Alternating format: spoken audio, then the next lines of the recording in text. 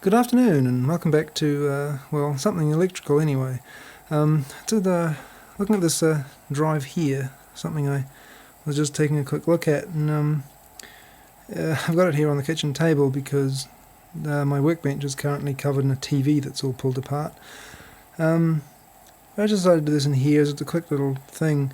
I got the CD drive here, just a basic thing, and I had it in a computer and it started randomly ejecting itself and closing itself and going to and fro for no good reason, and I thought I suspected the eject button itself, this one here, this little tactile switch, because I have had experience before where those can go shorted or low resistance, or a low resistance short, or even a high resistance short, but anyway they can go a bit wonky sometimes, and I've had that before with like LCD TVs and even CRT TVs and monitors and other things where often they go high resistance and they don't function properly, like you have to push them really hard for them to work or something like that, but I've also seen on rare occasions they actually kind of go shorted and then you get weird problems where it looks like the button's being pressed when it's not. And I just took this button out of this drive and now I've got it powered up with a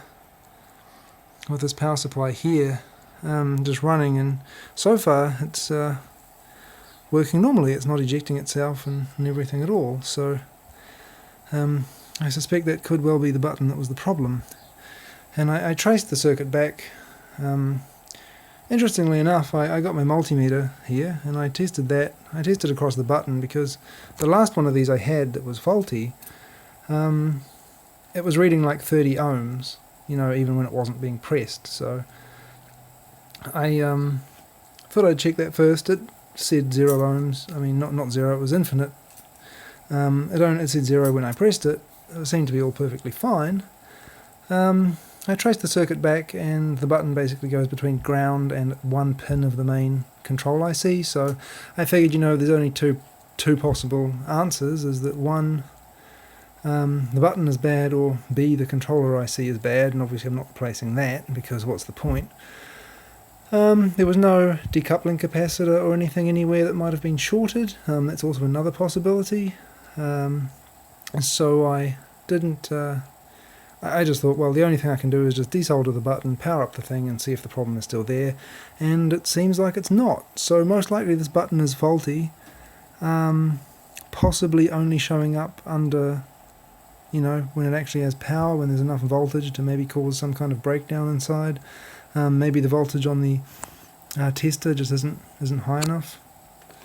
On the multimeter isn't high enough to do that. So yeah, so I decided to try that, and seems to be fine. So I've got to find another button like that. It's got a short enough thing on it, and see what's going on. So I'll replace that and see what happens. But it does look like the thing is fixed with the button removed, so probably it's the button that's shorted. So just wanted to talk about that because it's a weird thing. Sometimes they don't show up like that when you test them. But if you have something where it seems that a button is being pressed when it's not, or that it randomly seems to press itself, it could well be that this tactile switch thing is actually faulty and shorted in some way. And I have seen that a few times before, which is why it was one of my first suspects, along with shorted decoupling capacitors, which I've also experienced as well.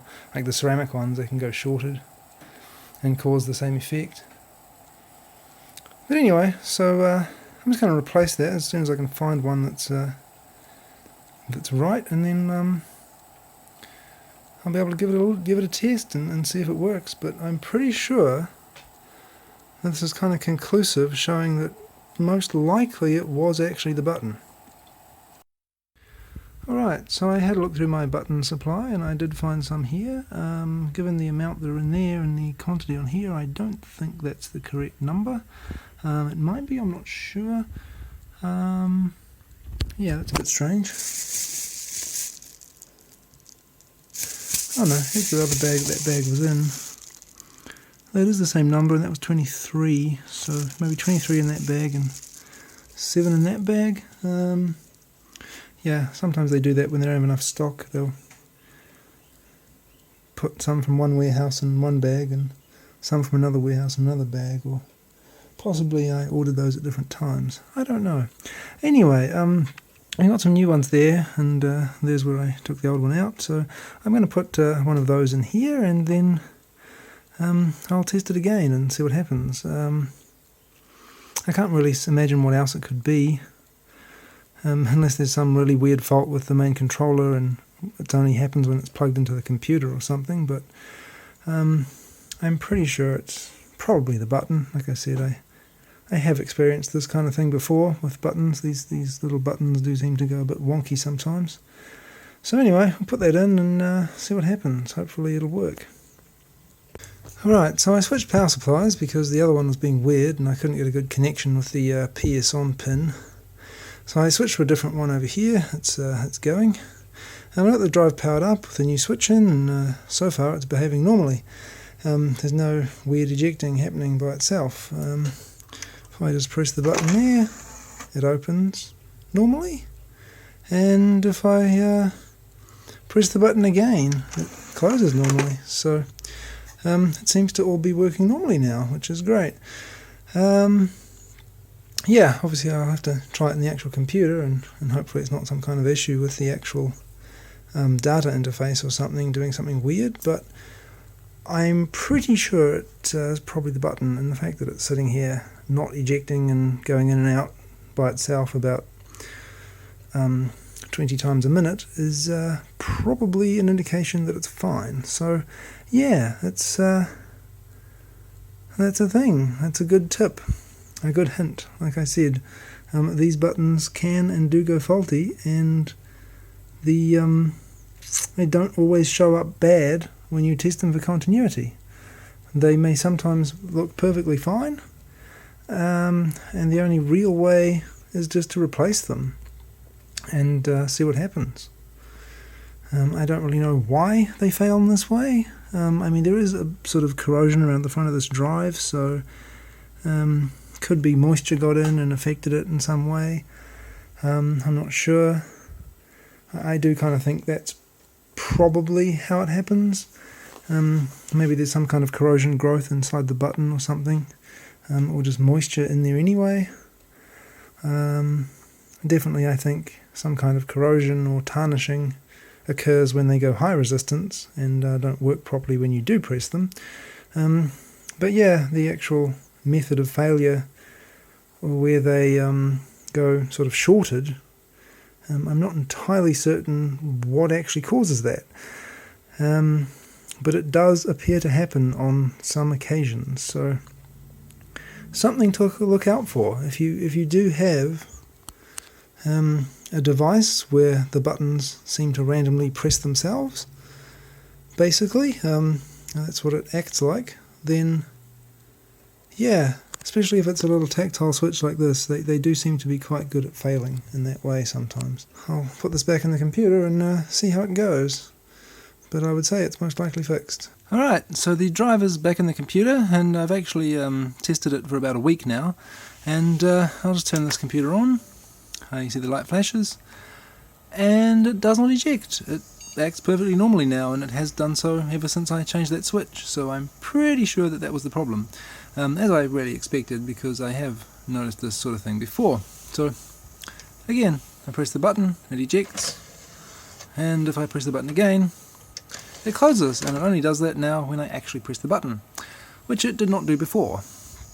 So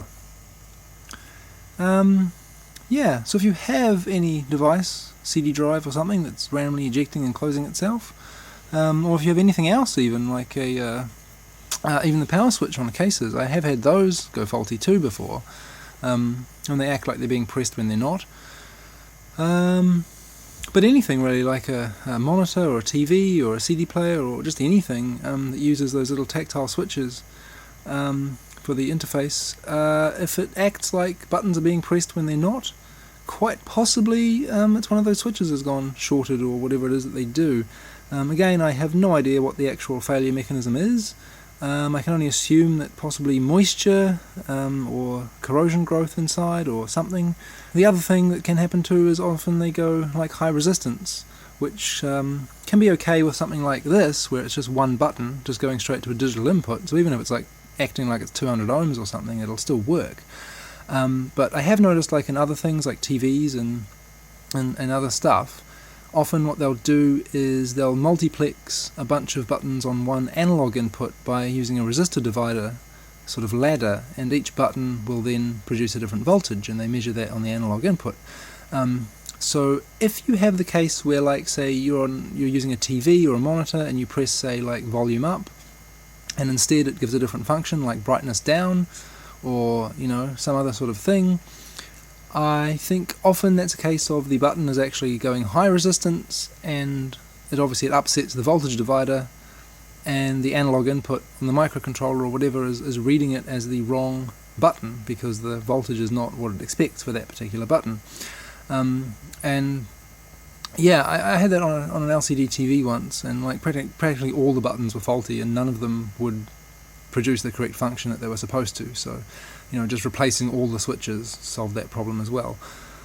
But yeah, it only ejects and closes when I tell it to, and everything seems to be working perfectly fine, so it's great.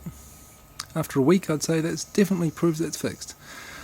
So there we go. Hopefully that was interesting. Hopefully that will provide some useful tips on troubleshooting things with tactile switches in the future, and I'll see you next time.